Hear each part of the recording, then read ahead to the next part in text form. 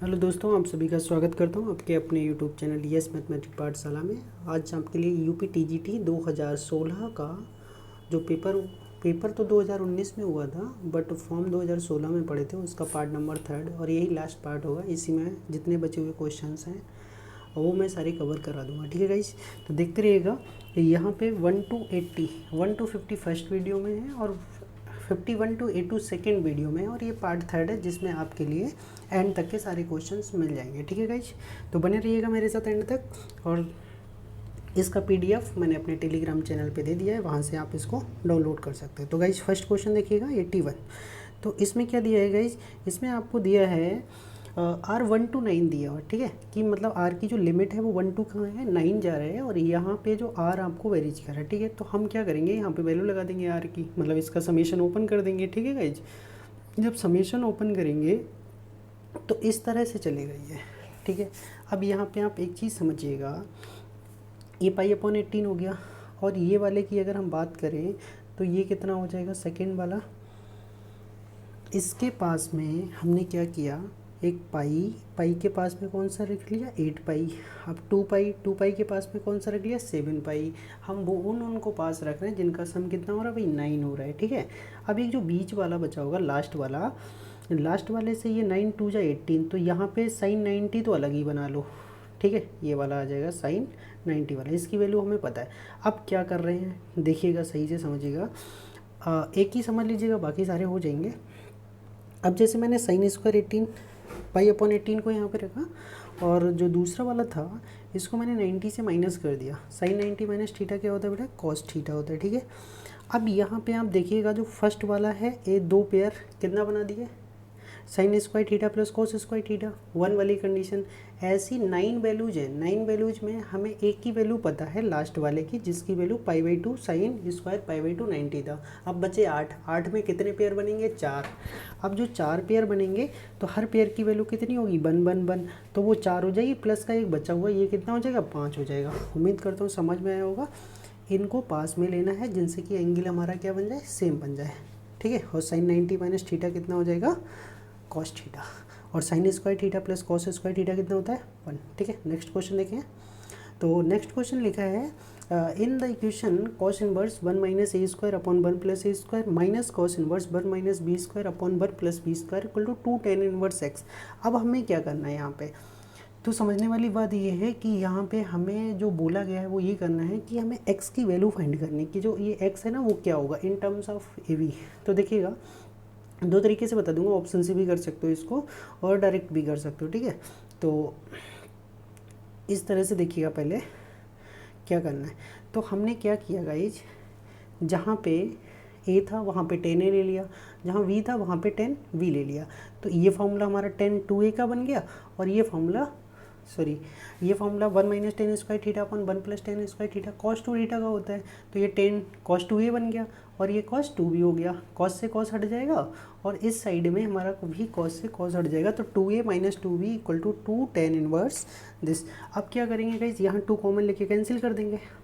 अब हमें क्या चाहिए, अब हमें चाहिए है जो हमारा इधर का इन्वर्स है वो इधर आके 10 में आ जाएगा, ठीक है गाइज। या ऐसा करिएगा, एक ही जगह हम वैल्यू लगा लेते हैं। एक ही वैल्यू क्या थी, यहाँ से ऊपर से देख सकते हैं जो हमने कंसीडर किया था।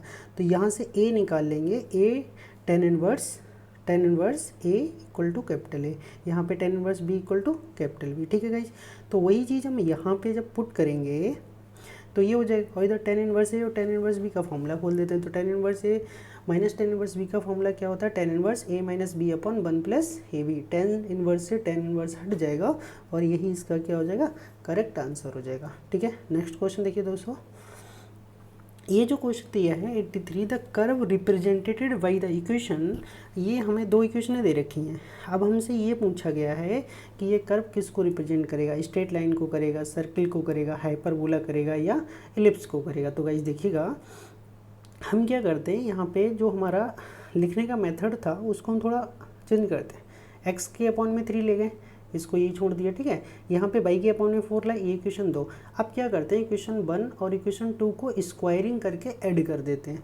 तो स्क्वायरिंग करके जब ऐड करोगे तो एक मिनट देखिएगा दोस्तों, कि यहाँ पे तो प्लस है तो क्या आएगा RHS में x cos square theta plus sine square theta और प्लस का 2 cos t into sine T आएगा और यहाँ पे क्या आएगा माइनस आएगा। जब ऐड करोगे तो इनका 2ab वाला टर्म क्या हो जाएगा कैंसिल हो जाएगा और जो a स्क्वायर मतलब cos स्क्वायर और साइन स्क्वायर यहाँ भी आएगा, cos स्क्वायर साइन स्क्वायर यहाँ भी आएगा, तो वो होके डबल हो जाएंगे। 2 क्या कर लेंगे कॉमन कर लेंगे और अंदर की वैल्यू क्या हो जाएगी 1 हो जाएगी और इधर से हो जाएगा x स्क्वायर अपॉन 9 और यहाँ से हो जाएगा हमारा वाई स्क्वायर अपॉन 16 और 2 को भी नीचे हम क्या कर देंगे डिवाइड में कर देंगे और ये इक्वेशन जो होती है हमारी दोस्तों वो किसकी होती है इलिप्स की इक्वेशन होती है जब बीच में क्या लगा हो प्लस लगा हो। ठीक है, अगर बीच में माइनस होता है तो इक्वेशन हाइपरबोला की हो जाती है, बट अगर इक्वेशन बीच में प्लस लगा है स्टैंडर्ड इक्वेशन जो होती है हाइपरबोला की इलिप्स की X square upon A square plus Y square upon B square equal to 1। Next question देखेंगे तो नेक्स्ट क्वेश्चन 84 है if the straight line X cos alpha plus Y sine alpha equal to P is the tangent to the ellipse. मतलब क्या बोला गया ये जो line है ये हमारी इस इलिप्स पे टेंजेंट है। ठीक है, तो कौन सी कंडीशन सेटिस्फाई करेगा। देखो आराम से बता देता हूँ, ये बहुत अच्छा क्वेश्चन है और इम्पॉर्टेंट क्वेश्चन है, कई बार पूछा गया है, तो आप इसके लिए क्या करिएगा इसका आंसर अच्छे से पता कर लीजिएगा और निकालने का मेथड तो आता ही है। अगर आंसर में पता होगा तो हमारा टाइम बच जाएगा। ठीक है, तो नेक्स्ट को देखिएगा, इसको क्या करते हैं ये एक सेकेंड देखिएगा, इस पे क्या है टेंजेंट है। ठीक है, तो हम क्या करते हैं पहले इस लाइन का स्लोप निकाल लेते हैं। कौन सी स्लोप, हम डायरेक्ट भी निकाल सकते थे। डायरेक्ट क्या फॉर्मूला होता है माइनस एक्स का कोफिशिएंट अपॉन में वाई का कोफिशिएंट, ये स्लोप होता है। बट हमारे लिए परपेंडिकुलर डिस्टेंस भी चाहिए थी, इसलिए हमने इसको Y equal to M X plus C में कन्वर्ट कर लिया, Y equal to M X plus C form में बना लिया। ठीक है दोस्तों, अब जो सी होती है वो परपेंडिकुलर डिस्टेंस होती है हमारी और यहाँ पे ये एम एक्स, तो यहाँ से ये कंडीशन बनाएंगे। अब ये बना लिया Y equal to M X plus C से इसकी कंपेयरिंग कर ली तो एम मिल गया और सी मिल गया।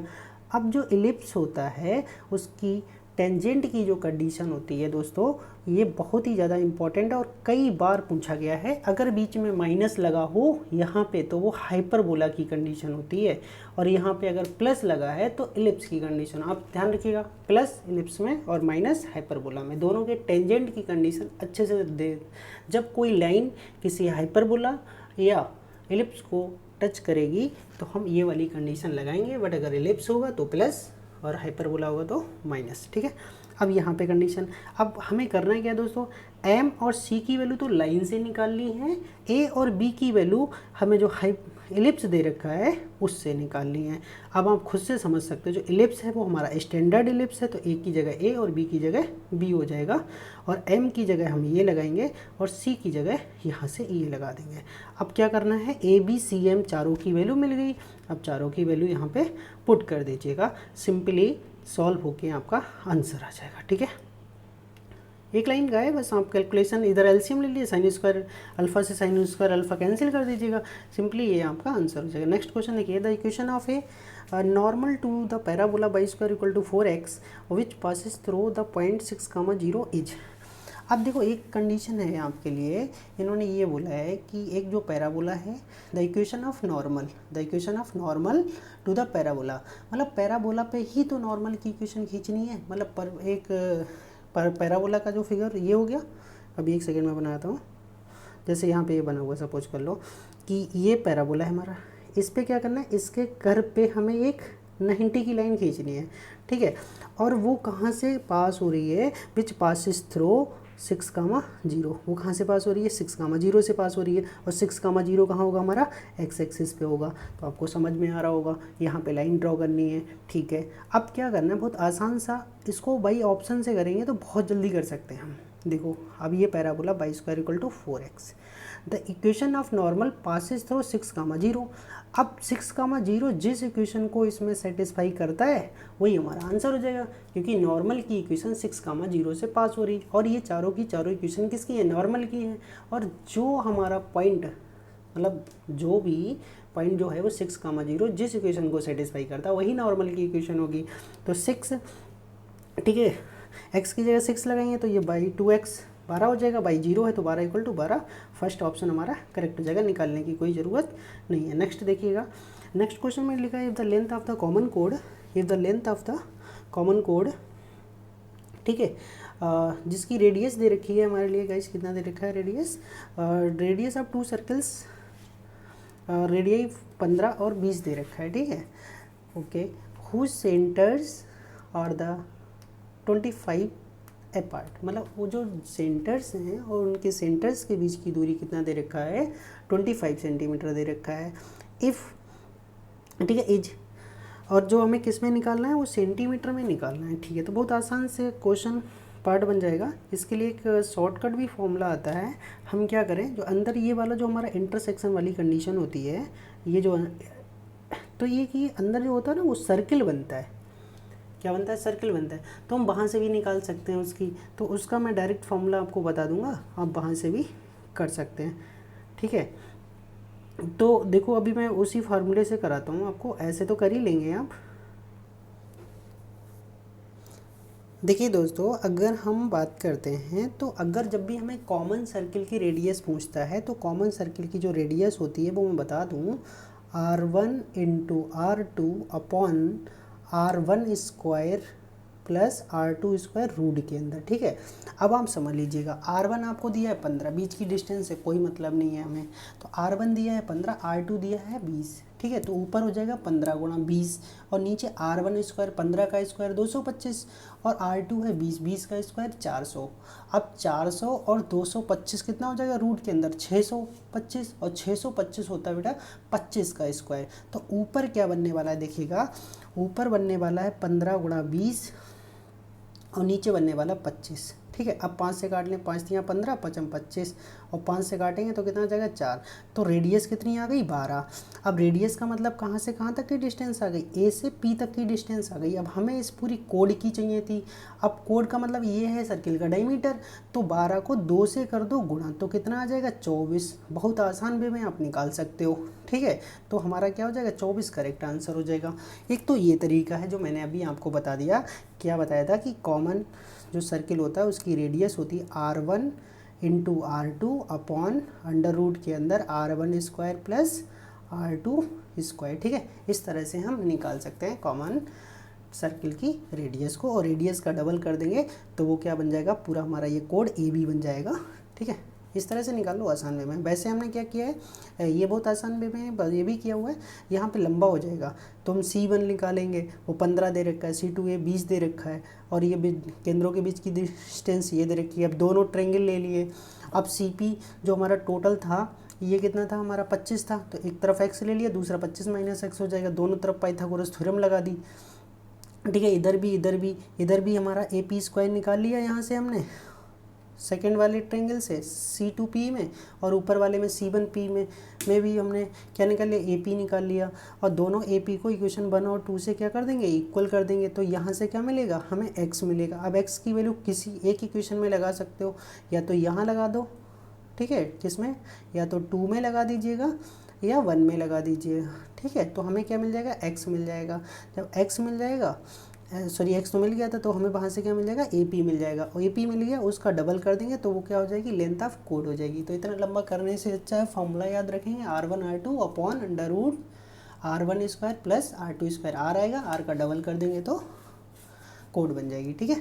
नेक्स्ट क्वेश्चन देखिएगा, the eccentricity of the ellipse whose latus rectum is 1/2 of its minor axis, मतलब हमें उस इलिप्स की इसेंट्रिसिटी याद करनी है जिसका लेटेस्ट रेक्टम का मतलब होता है नाभिलंब, इसेंट्रिसिटी का मतलब होता है उत्केंद्रता, जिसकी उत्केंद्र उस इलिप्स का मतलब दीर्घवृत्त की उत्केंद्रता याद करनी है जिसका लेटेस्ट रेक्टम दे रखा है वो माइनर एक्सिस का मतलब होता है एक्स एक्सिस का कितना है, हाफ है, ठीक है। तो सिंपली अब लेटेस्ट रेक्टम देखो भाई, लेटेस्ट रेक्टम हमारा क्या होता है 2b स्क्वायर अपॉन a, और माइनर एक्सिस बाई एक्सिस की लेंथ कितनी होती है 2b, और मेजर एक्सिस की लेंथ होती है x एक्सिस की लेंथ होती है 2a, ठीक है। तो 2b, और 2b का कितना है, हाफ है, ठीक है भाई। अब यहाँ से हमने ये तो हमारा क्या हो गया लेटेस्ट रेक्टम, और ये माइनर एक्सिस का हाफ कर दिया, तो यहाँ से AB में एक रिलेशन आ गया, ठीक है।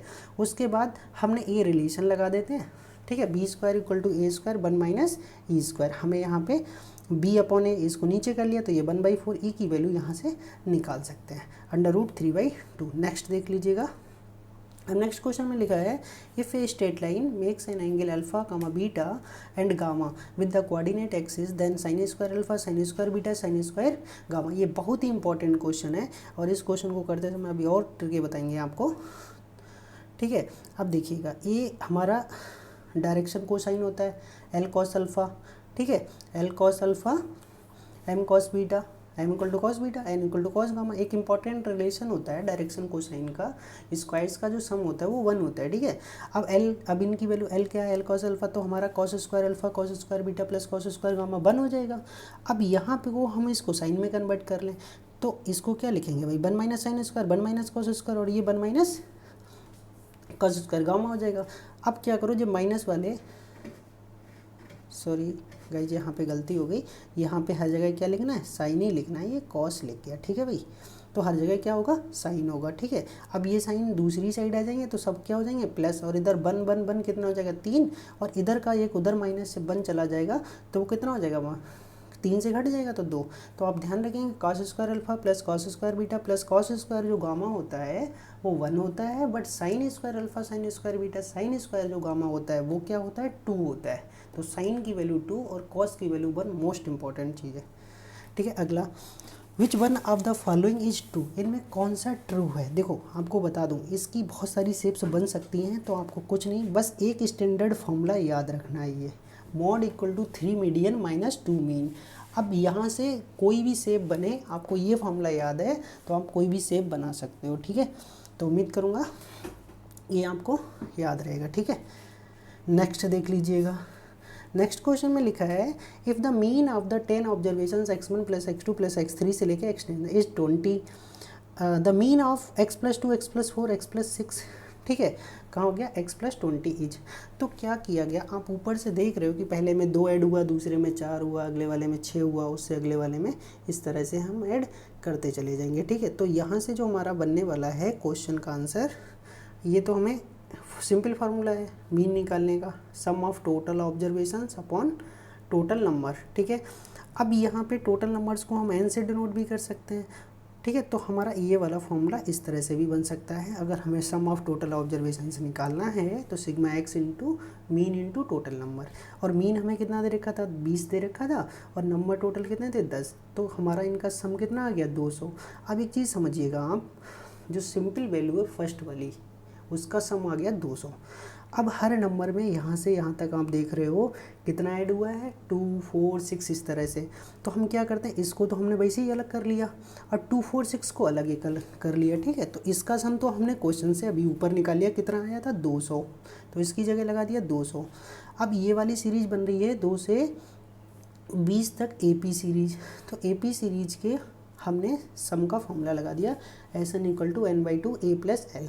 तो a है भाई फर्स्ट टर्म हमारा 2, और जो l है वो है 20 लास्ट टर्म, और इसका जो डिफरेंस आ रहा है वो भी कितना है 2 है, ठीक है। तो a 2 अंदर 22/2 कितना हो जाएगा, या कोई सा भी कट कर लो, 110 ये आ गया और 200 ये आ गया, तो आ गया 310। अब ये कितने टर्में थी आपकी 10 का जो सम आया है नया वो आया 310, कितना आया भाई 310। अब हमें इसका निकालना मीन, तो मीन निकालना तो 10 से कर दो डिवाइड, तो कितना आ जाएगा 31 आ जाएगा, ओके। नेक्स्ट देख लीजिएगा, अब नेक्स्ट काम क्या करना है हमें, नेक्स्ट काम ये करना है, ये देखो एक चीज़ मैं आपको और बता दूं कि अगर आप ये नहीं निकालना चाहते हो, ये नहीं निकालना चाहते हो तो क्या करो, जो अभी एक नंबर अलग से ऐड हो रहा था सिर्फ ये वाला, क्या करो कुछ मत करो इसमें। देखो एक बार मैं फिर से बताना चाह रहा हूँ आपको कि कुछ भी मत करिएगा, बस आप इतना कर लीजिएगा कि जो हमारा टोटल नंबर है वो कितने हैं 10, और इनका एवरेज कितना था 20, एवरेज की और टोटल नंबर की मल्टीप्लाई कर देते तो उनका सबका निकल जाता सम, तो वो कितना आ जाएगा 200, ठीक है। अब बचे हुए हर नंबर में 2 से लेके ऐड हुए 20 तक, अब 2 से 20 तक का सम और निकाल लो, या वो भी मत करो, ठीक है। हाँ तो ये तो करना पड़ेगा, ये रहने दो, इसकी कोई ज़रूरत नहीं है। सिर्फ क्या करिएगा, जो नंबर ऐड हो रहे हैं ना उनका सम निकाल लो, और इनका सम कितना आया भाई 110, और ये कितने नंबरों का सम आया था, कितने नंबरों का आया था 10 नंबरों का। तो इसको 110 को जब 10 से डिवाइड करोगे तो आ जाएगा 11, पहले था 20 अब 11 और बढ़ गया तो हो गया 31। कुछ नहीं करना है, बस ऐसे कर लीजिएगा। नेक्स्ट देख लीजिएगा, if the algebraic sum of the deviation of 10 observations, ठीक है, मेजर्ड फ्रॉम 15 इज 7, ठीक है, द मीन निकालना है। तो बहुत सिंपल क्या करते हैं हम इसको मीन निकालने के लिए क्या करते हैं, सिंपली सारे नंबरों से 15 क्या कर देंगे माइनस, और वो कितना दे रखा है हमें क्वेश्चन में देखिएगा, the algebraic sum of the deviation उसमें जुड़ा हुआ होता है तो इसलिए माइनस करना पड़ेगा, ऑफ 10 ऑब्जर्वेशंस मेजर्ड फ्रॉम, कितना लिखा भाई फिर से देख लो एक बार आप फिर से क्वेश्चन अच्छे से, if the algebraic sum of the deviations of 10 observations measured from 15 is 7, mean the mean is, तो हमें क्या पूछा फिर से मीन ही पूछा गया है, ठीक है।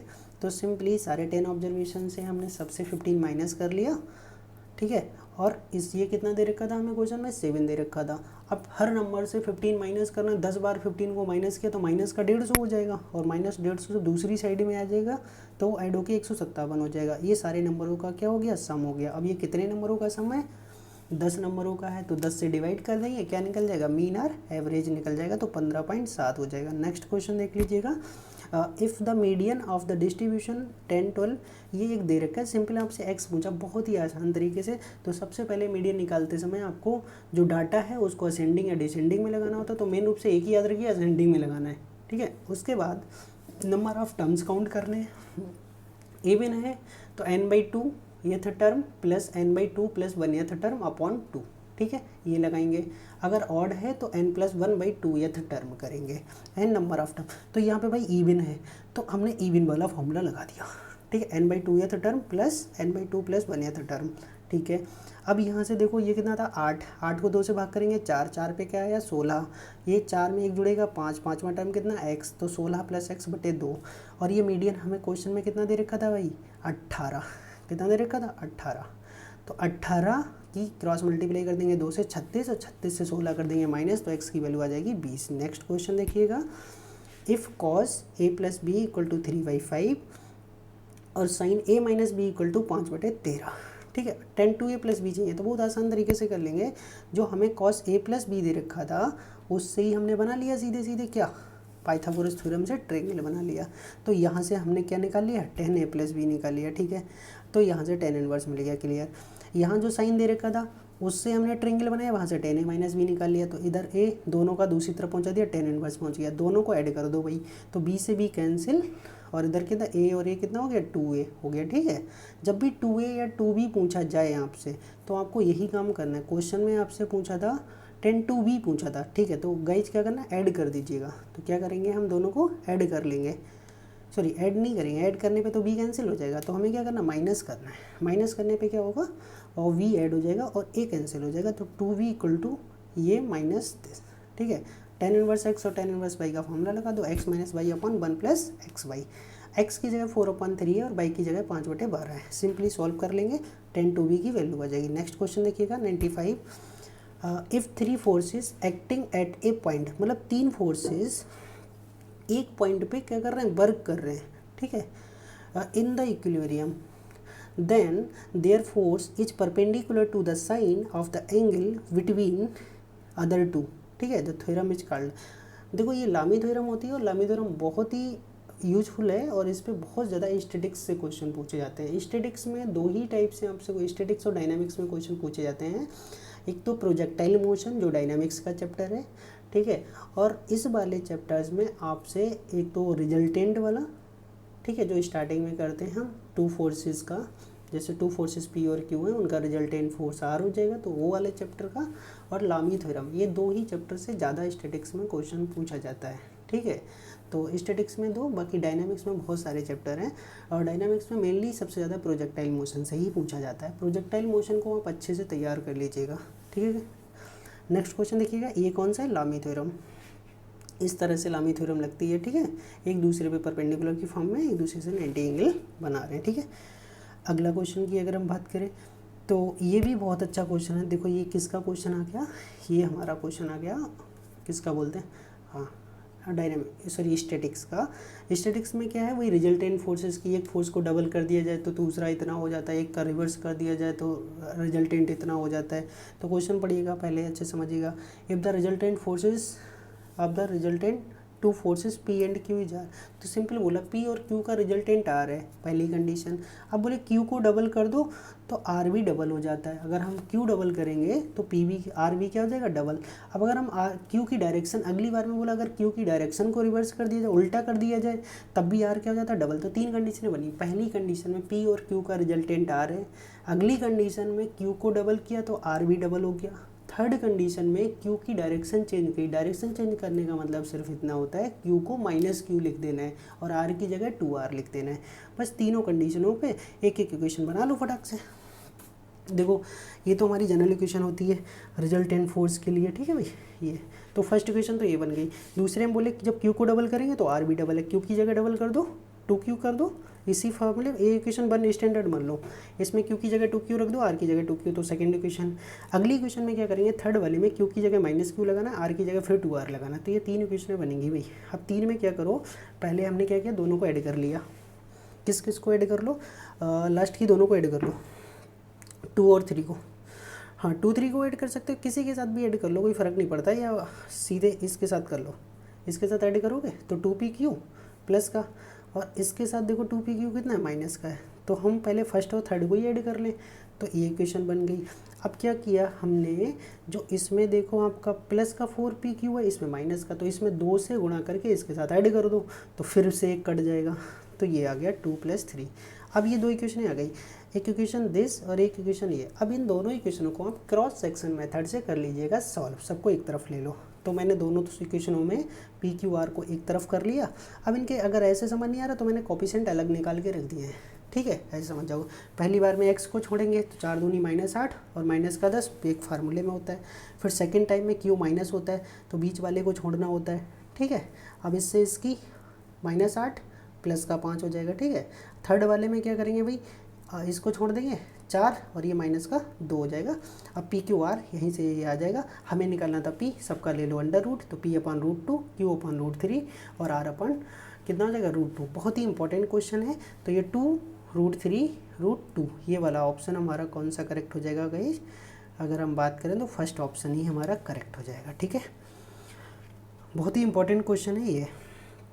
अब यहाँ पे क्या बोला, a particle is projected with velocity u, ठीक है, at an angle inclination alpha with the horizontal, then the maximum height attend. तो मैक्सिमम हाइट कितनी अटेंड करेगा, अरे ये तो सिंपल फार्मूला पूछ लिया। H = क्या होता है, U² sin² α/2g, simple formula है। आप चाहो तो निकाल भी सकते हो, कोई दिक्कत नहीं है। देखो पहले तो सिंपल फार्मूला हमारा कौन सा हो जाएगा भाई, ये सब H दे रखे तो H² कौन सा हो जाएगा, अपॉन में कितना होता है भाई, G होता है, ठीक है, अपॉन में 2G आएगा, क्योंकि वो ये अभी बता देते हैं कैसे करोगे। अब देखो सिंपली समझिएगा, एक पार्टिकल को हमने u वेलोसिटी से प्रोजेक्टेड किया, ठीक है, और u का हॉरिजॉन्टल कंपोनेंट कितना हो जाएगा, u cos थीटा, और इसका वर्टिकल कंपोनेंट कितना हो जाएगा, u sin अल्फा। अब हम पार्टिकल को जब ऊपर से नीचे फेंकते हैं तो फाइनल वेलोसिटी 0 होती है, क्योंकि कहीं ना कहीं जाके पार्टिकल क्या होगा, वेग 0 हो जाएगा, मतलब वेलोसिटी 0 हो जाएगी और पार्टिकल नीचे आने लगेगा। जब भी पार्टिकल नीचे से ऊपर जाएगा तो फाइनल वेलोसिटी मतलब b क्या होगा, 0, और नीचे से ऊपर जाने पे g भी कैसी हो जाएगी, नेगेटिव, और b कैसा हो जाएगा, 0। इन चीज़ों को ध्यान रखना है, ये मैंने साइड से लिख दिया है। और अब हम लगा लेते हैं इसमें formula, third equation of motion, b² = u² + 2gh, v final velocity हो जाएगी 0 भाई, और नीचे से ऊपर जा रहा है तो g हो जाएगा नेगेटिव, और ये 2gh इधर लेंगे प्लस, हमें निकालना था h, तो ये आ गया formula, h = u² sin² α/2g। बस डायरेक्ट याद रखिएगा, हाइट का, रेंज का और टाइम डायलेशन का, तीनों फॉर्मूले याद रखिएगा, मोस्ट इंपॉर्टेंट है, डायरेक्ट फॉर्मूले पूछे जाते हैं। 98 द स्मॉलेस्ट, ठीक है, नंबर्स अमोंग द, ठीक है, नंबर्स। अब ये भाई आपके लिए इतने नंबर से दे रखे हैं और आपसे ये पूछा गया इन सब में सबसे छोटा नंबर कौन सा होगा, तो दो काम करो, या तो बेस सबका सेम करो या पावर सबकी सेम करो, आप तभी बता सकते हो कौन सा बड़ा है या कौन सा छोटा है। तो बस आपको इतना समझना है कि पावर आसानी से इक्वल कर सकते हैं या सबका अंदर वाला बेस सेम कर सकते हैं। तो यहाँ पे सभी पावर 50 की मल्टीपल है, आप देख रहे हो, सभी पावर क्या है, 50 की मल्टीपल है। तो क्या करो, 50 बाहर करो और जितना 50 का मल्टीपल है वो अंदर करो नंबर के, तो वही काम यहाँ पे कर दिया हमने। देखो 50 250 था, 5 पावर अंदर कर ली, 50 और 5 की 250 और 2 की पावर 5 32 हो गया, ठीक है। ऐसे इसमें किया 3 27 की पावर 50, अगले में किया कितना हो जाएगा 2, 25 हो गया। तीसरा 4, इसमें सबसे ज़्यादा 256, तो सबसे बड़ा तो यही होगा हमारा। बट इनने सबसे छोटा पूछा था, तो सबसे छोटा आप देख सकते हो एक चीज़, इनमें देखो सबकी पावर तो 50 है, बट सबसे छोटा नंबर कौन सा आ रहा है 25, और 25 रियल में कौन सा था, ये 5 की पावर 100 वाला, ठीक है, सबसे छोटा हो जाएगा। नेक्स्ट देखिएगा, नेक्स्ट वाले क्वेश्चन में देखिएगा, बहुत ही आसान क्वेश्चन है और ऐसा क्वेश्चन बहुत टीजीटी के पेपर में कम से अंक गणित के 25 से 30 क्वेश्चन आते हैं, ठीक है, मिनिमम 25 क्वेश्चन तो फिक्स हैं अंक गणित के, मतलब अर्थमेटिक के। तो आप अर्थमेटिक भी अच्छे से तैयार करिएगा, आप ये नहीं खाली वही 6 किताबें आप पढ़ रहे हो या मतलब नोट्स पढ़ रहे हो, अर्थमेटिक नहीं देख रहे हो। तो अर्थमेटिक के भी जो जनरल मैथ होता है कॉम्पिटिशनों में आता है, उससे भी 25 से 30 क्वेश्चन आपके एग्जाम में आते हैं, तो उनको भी आप अच्छे से कवर करिएगा, वरना 25-30 नंबर आपको मेरिट में बहुत पीछे छोड़ देंगे। अब देखिएगा ए बी दे रखा है, बी सी दे रखा है और सी डी दे रखा है, हमें निकालना ए बी सी डी। देखो कैसे करेंगे, बहुत आसान तरीके से बता रहा हूँ। अब देखो हमें ए बी दे रखा था ये, तो हमने क्या किया, इसको मल्टीप्लाई कर दिया किससे 9 से। 9 से जब मल्टीप्लाई कर देंगे, जो भी एलसीएम आए नीचे का उसी से मल्टीप्लाई कर दो, तो ये तो 3 से कर लो, चाहे 9 से कर लेते तो बहुत अच्छा हो जाता। 9 से करोगे तो डायरेक्ट ये मिल जाएगा, 9 ऊपर होगा तो 9 से 9 कट जाएगा 2, यहाँ पे होगा 3 3 जा। यहाँ भी हमने क्या किया, नीचे और पहले तो कट रहा था तो कट कर दिया, ये 14 से मल्टीप्लाई कर देते तब भी कोई दिक्कत नहीं थी। इसको हम 14 से मल्टीप्लाई करते ऊपर तो 7 दूनी 14 और 14 से 14 कट जाता, और इस वाले में हम 10 से मल्टीप्लाई कर देते ऊपर तो बन जाता। तो आपको सिंपल करना है क्या है, देखो मैं एक बार फिर बता दूं, इन दोनों का जो डिनोमीटर का एलसीएम आ रहा है, अगर डायरेक्ट इस फॉर्म में है तब तो ठीक है, नहीं है तो इस फॉर्म में बनाना है, अपॉन में नहीं होना चाहिए, ठीक। तो जो भी डिनोमीटर का एलसीएम आता है उससे दोनों नंबरों में कर दो मल्टीप्लाई। यहाँ 9 से करेंगे तो 9 से 9 कटेगा, या 9/3 तो ये हो जाएगा। दूसरे वाले में भाई 7 और 14 है, तो हम क्या करेंगे 14 से मल्टीप्लाई करेंगे, तो 14 से करेंगे 7 दूनी 14, ये 4 हो जाएगा, दूसरा 5 है, यहाँ 10 से करेंगे तो 5 से 5, 5 दूनी 10, 6 हो जाएगा और 7।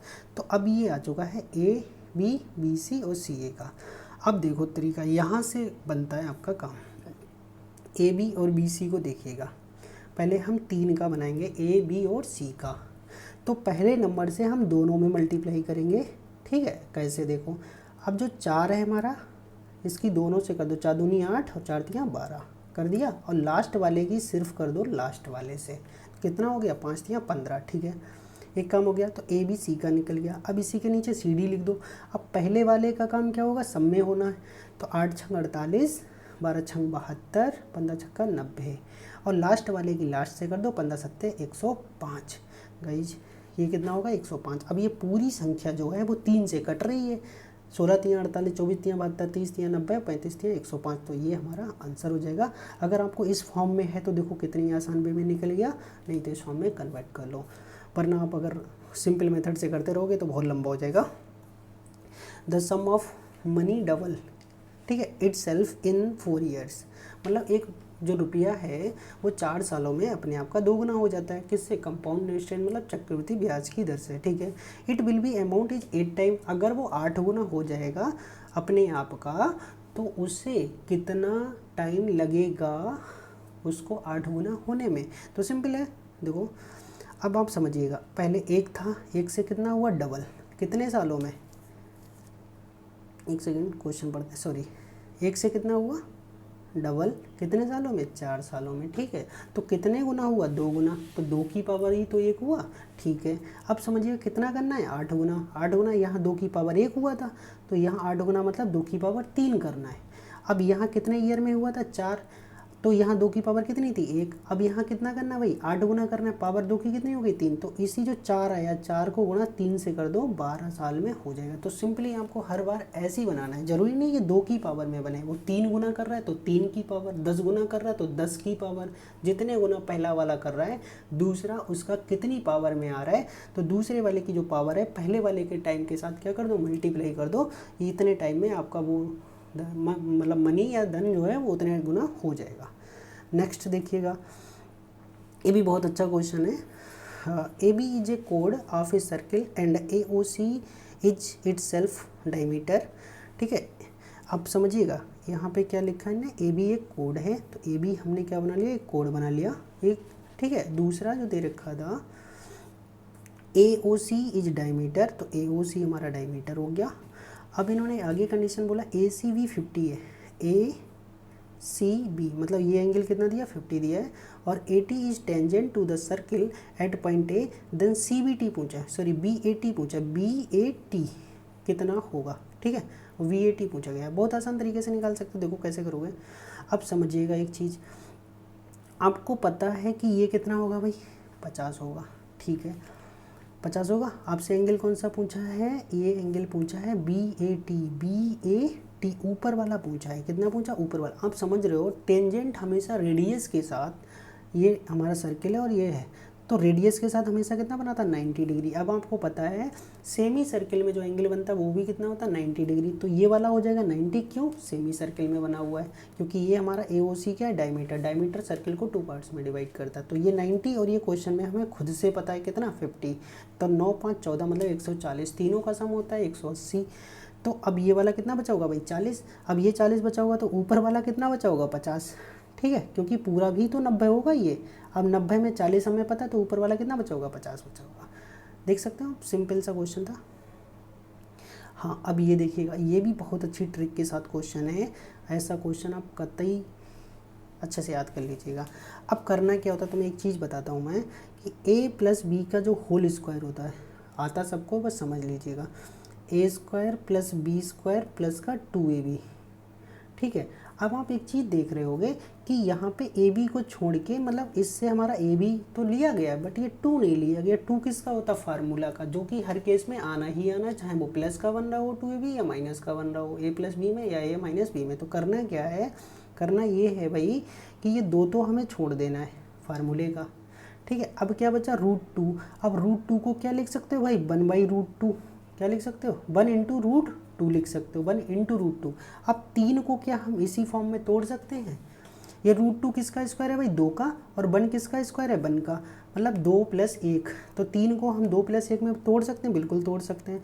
अब 2 को तो लिख लो भाई √2 का स्क्वायर, और 1 को लिख लो 1 का स्क्वायर। अब आप देख रहे हैं ए स्क्वायर बी स्क्वायर 2ab वाली फॉर्म बन गई, देखो भाई ज़रा सही से, ये था ठीक। हमने 2 को तोड़ दिया, 3 को तोड़ दिया 2 + 1 में, और ये 2 तो ऐसे ही लिखा 1 इंटू √2 लिख दिया। इसी को देखिए अभी उधर वाला सिर्फ माइनस में है और कुछ नहीं है दूसरा वाला। अब इसको क्या करेंगे भाई 2 √2 का, ये 1 का और ये, तो ये हमारा A square plus B square plus 2ab, तो क्या बन गया a प्लस बी का होल स्क्वायर, ए की जगह √2 और बी की जगह 1 है, तो ये हो गया हमारा होल स्क्वायर। अब होल स्क्वायर है तो रूट क्या होगा हट जाएगा, इधर सिर्फ 2ab माइनस में आ रहा है तो इसलिए a माइनस का हो जाएगा।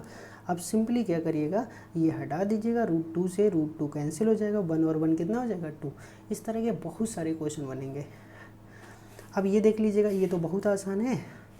इसमें क्या पूछा है 10 से स्क्वायर दे रखा 19 तक का, तो हम 10 से 19 तक का नहीं 1 से 19 तक का निकाल लेंगे, और क्या करेंगे जो 1 से 9 तक का स्क्वायर का नहीं है उसको माइनस कर देंगे, ठीक है। ये फार्मूला होता है हमारे स्क्वायर का सम का, n+1, ठीक है, 2n+1/6। तो सिंपली करना है क्या है 1 से लेके 19 तक का एक बार में निकाल लो, और 1 से लेके 9 तक का माइनस कर दो, क्योंकि हमारे पास तो 10 से स्टार्ट था 9 से था नहीं, हमने फॉर्मूला बनाने के लिए 1 से स्टार्ट किया था, तो 1 से 9 तक का माइनस कर दिया। अब ये कैलकुलेशन आप सिंपल है खुद से कर सकते हो। अगला क्वेश्चन, हाँ ये भी अच्छा क्वेश्चन है। If non zero A B C are such that a + b + c 0 है, देन द वैल्यू ऑफ, ठीक है बहुत ही आसान है, इसकी वैल्यू 3 आएगी। अच्छा क्वेश्चन भी है, समझिएगा। अब आपने ये फॉर्मूला पढ़ा होगा, ठीक है। इसका फॉर्मूला क्या होता है भाई, ये होता है a + b + c, और दूसरी ब्रैकेट में होता है a² + b² + c² - ab - bc - ca, ठीक है। अगर a + b + c 0 हो जाए भाई, तो RHS पूरा क्या हो जाएगा 0 हो जाएगा। अब RHS टोटली 0 हो जाएगा, आप समझ रहे हो भाई, ये तो a + b + c तो मल्टीप्लाई में है, और मल्टीप्लाई अगर किसी के साथ 0 होगी तो ओवरऑल 0, तो RHS 0। अब LHS का जो माइनस का 3abc है वो RHS में पहुँच जाएगा, ठीक है। अब हमें करना क्या है, ए बी सी से इसको डिवाइड कर देना है, ए बी और सी से, तो ए बी सी से कर दिया डिवाइड, तो ऊपर एक कट जाएगा, तो a² / bc, b² / ac और c² / ab, यही हमसे पूछा गया था LHS में, और इसकी वैल्यू कितनी आ गई 3, सिंपल सा। नेक्स्ट फिर देख लीजिएगा x + 1/x = √3, तब हमसे पूछा x की पावर 18 + x की पावर 12 + x की पावर 6 + 1 किसके इक्वल होगा। तो बहुत आसान है, सिंपली आप क्या करिएगा, ये तो आपको गिवन है, इसका आपने क्या कर लीजिएगा दोनों साइडों में क्यूब कर लो, कर लिया क्यूब करने पे हमारा क्या आ गया, ये = आ गया 0, ठीक है।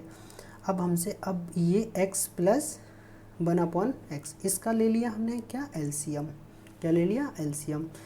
तो एक्स क्यूब एक्स की पावर 6 प्लस 1 हमेशा याद रखिएगा, अगर X plus 1 upon X equal to √3 दे रखा है तो x की पावर 6 प्लस 1 अर्थात जिनमें x की पावर 6 का डिफरेंस होगा वो टर्में जीरो हो जाती हैं। नहीं आ रहा तो काम कॉमन कर लीजिएगा।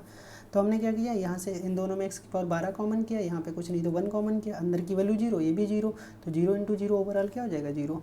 नेक्स्ट देख लीजिएगा, द कंपाउंड इंटरेस्ट मतलब चक्रवृद्धि ब्याज ऑफ, अब देख रहे हो अर्थमेटिक के क्वेश्चन आ रहे हैं, तो क्या लिखा था, कंपाउंड इंटरेस्ट ऑफ 8000 मतलब 8000 रुपये 10% पर एनम मतलब वार्षिक ब्याज की दर से 1.5 ईयर, ठीक है 1.5 year. If the interest we calculated the half yearly as, मतलब यहाँ सिंपली समझिएगा जो 10% था वो आपका वार्षिक था मतलब ईयरली था एनम, ठीक है। बट जो रेट है और जो टाइम दिया है वो 1.5 ईयर दिया है, बट आपसे जो पूछ रहा है वो हाफरली पूछ रहा है अर्धवार्षिक, तो आप समझ रहे हो 1.5 साल में हाफरली का मतलब ये होता है छमाई, छमाई होती है 6 महीने की। तो आपको पता है 1.5 साल में कितने 6 महीने के पार्ट बन जाएंगे 3, भाई 1.5 साल में 18 महीने हो जाएंगे और छमाई होती है 6 महीने की, तो 1.5 साल में कितनी छमाई हो जाएंगी मतलब हाफ ईयरली कितनी हो जाएंगी 3, और जो रेट होगी वो आधी करनी पड़ेगी क्योंकि रेट वार्षिक 10% है, तो हाफ ईयरली में कितना हो जाएगा 5%।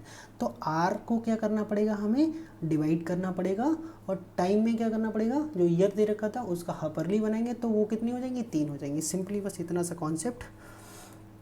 आर 10% था पर एनम, बट हमें हाफ ईयरली चाहिए था तो रेट को आधा करना पड़ेगा। टाइम 1.5 ईयर है, हमें हाफ ईयरली बनाना था तो हमने क्या कर लिया इसको, ठीक है 3 से सॉरी वो मल्टीप्लाई कर दो इसको, ठीक है कितनी हाफ ईयरली बन जाएंगी 3। यहाँ पे मल्टीप्लाई ना करिए, आपको सीधे समझिएगा, वो थोड़ा गलत लिख गया होगा। हाँ 2 से मल्टीप्लाई कर दो तब भी कोई दिक्कत नहीं, एक साल में दो छमाई होती है तो जितनी भी सालें हैं उसको 2 से मल्टीप्लाई कर दो 3 हो जाएंगी, ठीक है।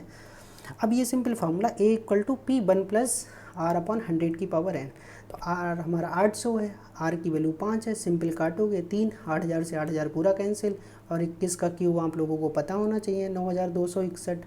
अब 9261 हमारा ये कंपाउंड जो इंटरेस्ट होता है उसका अमाउंट आ गया। अब अमाउंट आया, इसमें क्या होता है ब्याज मिला हुआ होता है, चक्रवृद्धि ब्याज CI जिसे बोलते हैं। तो फॉर्मूला होता है हमारा, हम क्या करेंगे, हमारे पास जो ब्याज सहित रुपये आया उसमें से मूलधन को माइनस कर देंगे मतलब प्रिंसिपल को, तो कितना ब्याज मिलेगा 1261 रुपये ब्याज मिल जाएगा, क्योंकि 8000 रुपये तो हमने जमा ही करे थे, किसी को दिए ही थे, मिले कितने 9261, तो ब्याज कितना मिला 1261 रुपये। नेक्स्ट क्वेश्चन देखिएगा, सिंपल फैक्टराइजेशन पूछ लिया भाई, तो इसका तो सीधे सीधे फॉर्मूला ही होता है भाई। देखो इससे आसान क्या पढ़ोगे आप, इतना आसान क्वेश्चन आ गया है x³ माइनस y³, तो ये तो सिंपल फार्मूला होता है, ठीक है। नेक्स्ट बट एक चीज़ ध्यान रखिएगा, यहाँ माइनस है तो फर्स्ट ब्रैकेट में तो माइनस ही होगा, बट सेकंड वाली ब्रैकेट में कहीं माइनस नहीं होगा, वरना गलती के चक्कर में कुछ ज़्यादा आसान के चक्कर में गलती कर दो। क्या पूछा है, in an equilateral triangle the ratio of the radius of the circumcircle to the incircle, तो बहुत ही आसान होता है, सर्कम सर्किल और इन सर्किल की जो रेडियस का सम और रेशियो होता है वो 2:1 होता है। मोस्ट इंपॉर्टेंट क्वेश्चन है, सर्कम सर्किल मतलब परिवृत्त और इन सर्किल मतलब अंतःवृत्त। परिवृत्त और अंतःवृत्त की त्रिज्याओं का जो रेशियो होता है वो 2:2 कितना होता है 1 होता है। सिंपल आप समझ भी सकते हो। कैपिटल आर हमारा क्या होता है भाई ABC/4 डेल्टा, और स्मॉल आर होता है डेल्टा/S, ठीक है। अब यहाँ से अब इक्विलेटरल कोई ट्रायंगल है हमारा, ट्रायंगल कैसा है इक्विलेटरल ट्रायंगल है, इक्विलेटरल ट्रायंगल में तीनों साइडें क्या होती हैं इक्वल होती हैं, और इन तीनों का जो सम होगा वो हमारा क्या हो जाएगा पेरीमीटर, और पेरीमीटर को हम 2S से डिनोट करते हैं, तो S इक्वल टू ये हो जाएगा, तो S मिल गया, ठीक है, ये मिल गया डेल्टा, एक दूसरे के ऊपर नीचे रख के कट कर दो इसको सिंपली। भाई डेल्टा क्या होता है, डेल्टा इक्विलेटरल ट्रायंगल का डेल्टा का मतलब है भाई एरिया ऑफ इक्विलेटरल ट्रायंगल कितना होता है √3/4 इंटू साइड स्क्वायर, ठीक है। अब इसका डेल्टा का करना हमें स्क्वायर, यहाँ पे कैलकुलेशन में बन चुका है, तो 2 कितना आ जाएगा 1, सिंपली आप सॉल्व कर लीजिएगा, कोई दिक्कत नहीं आने वाली है। अगला क्वेश्चन देखिएगा 109, the tangent at the point C of a circle and diameter AB which extended intersect at D, if DCA 110 है तो CBA पूछा। देखिएगा मैं अभी क्वेश्चन के साथ साथ फिगर समझा रहा हूँ आपको, क्वेश्चन में देखो थोड़ा इतना कर लेते हैं समझ आ जाएगा। सबसे पहले क्या बोला है टेंजेंट एट C, तो जो C पॉइंट है भाई ये वाला, इस सी पॉइंट पे एक टेंजेंट ड्रॉ किया गया है, ठीक है। अब आगे क्या किया गया, ए बी को एक्सटेंड किया, जो ए बी ये डायमीटर था इसको एक्सटेंड किया गया, आगे आगे टेंजेंट को बढ़ाया गया। तो ये दोनों पॉइंट ए बी जो डायमीटर है और जो टेंजेंट है वो दोनों एक दूसरे को कहाँ पे कट कर रहे हैं, बी पॉइंट डी पॉइंट पे इंटरसेक्ट कर रहे हैं। अब इन्होंने साथ में ये भी दे दिया कि डी सी ए, अब देखिएगा डी सी ए भाई कहाँ बनेगा, डी सी ए, ये पूरा कितना 110 है, पूरा कितना 110 है। अब आप एक चीज़ और समझ रहे होंगे कि यहाँ पे आपसे एंगल कौन सा पूछा, C B A, C we और ए पूछा है, सॉरी सी बी ए वाला पूछा है, ये वाला। अब देखिएगा बहुत आसान तरीका होता है, करना क्या है आपको, बस थोड़ा सा ध्यान रखिएगा कि जो सेमी सर्किल होता है उसमें एंगल कितना बनता है, 90 डिग्री बनता है, कितना बनता है 90 डिग्री। तो आप समझ जाओगे या उसकी ज़रूरत भी नहीं पड़ेगी। ये पूरा कितना है भाई 110 है, इधर वाला कितना बचा होगा 70। अब जितना ये होता ना उतना ही ये एंगल होता है, इस तरह से समझिएगा। सॉरी अभी बता रहा हूँ, जैसे ये सर्किल है ये वाला, ठीक है। अब इसमें हमारा एक तो टेंजेंट जा रहा है और इसमें इस तरह से ये बना हुआ है, तो ये वाला जो एंगल होता है ना वो यहाँ से ऐसे कोई भी अगर लाइन ड्रॉ हो रही तो ये एंगल इस एंगल के क्या होता है, इक्वल होता है। तो इसलिए ये दोनों, अगर ये दोनों अंदर कट कर रहे हैं, सॉरी अंदर क्या कर रहे हैं कट, उधर बाहर नहीं, तो ये एंगल इस एंगल के क्या होता है इक्वल। तो ये पूरी लाइन पे कितना बनेगा, आप समझते होगे पूरी लाइन पे कितना बनता है 180, और 180 में कितना बन चुका है 110 बन चुका है। तो इधर वाला कितना बचा होगा 70, जब ये 70 बचा तो बी पे भी कितना होगा 70 होगा। बस यही यहाँ पे समझाया गया है, ठीक है। अगला क्वेश्चन आसान है, व्हेन ए ट्रेन ठीक है ट्रेवल्स विद स्पीड 3/5, मतलब किसी की स्पीड आप देख रहे हो 3/5, नीचे होती है ओरिजिनल और ऊपर होती है घटी है बड़ी। अब बताओ रियल स्पीड कितनी थी 5, चल किससे रहा है 3 से, तो टाइम कितना लगेगा, ज़्यादा लगेगा, ठीक है। ऑफ इट्स नॉर्मल स्पीड, अपनी नॉर्मल स्पीड की 3/5 से चल रहा है, it reaches destination in 4 hour late, तो उसे अपने डेस्टिनेशन का मतलब कोई भी गंतव्य पॉइंट या जहाँ भी उसको जाना है वहाँ 4 घंटे क्या कर रहा है, लेट पहुँच रहा है। जब 4 घंटे लेट पहुँच रहा है तो सिंपल सा क्वेश्चन एक पड़ा होगा, चाल बराबर दूरी बटे समय, वही लगाना है। तो हम क्या मान लेंगे, देखो कि दोबारा लिख दिया गया क्वेश्चन, सॉरी आगे यही है, what is the time taken by the train in travelling this distance with its normal speed. तो आपसे ये पूछा गया ट्रेन अगर अपनी नॉर्मल स्पीड से चलती तो उसको कितना टाइम लगता, ठीक है, क्लियर है। अब समझिएगा, मान लेते हैं कि ट्रेन की जो स्पीड है वो कितनी है x किलोमीटर प्रति घंटा रियल स्पीड है, ठीक है, और टाइम उसको कितना लग रहा था, रियल टाइम कितना लग रहा था t में। अगर वो x की स्पीड से चले, नॉर्मल अपनी स्पीड से चले तो उसको t घंटे लगते हैं।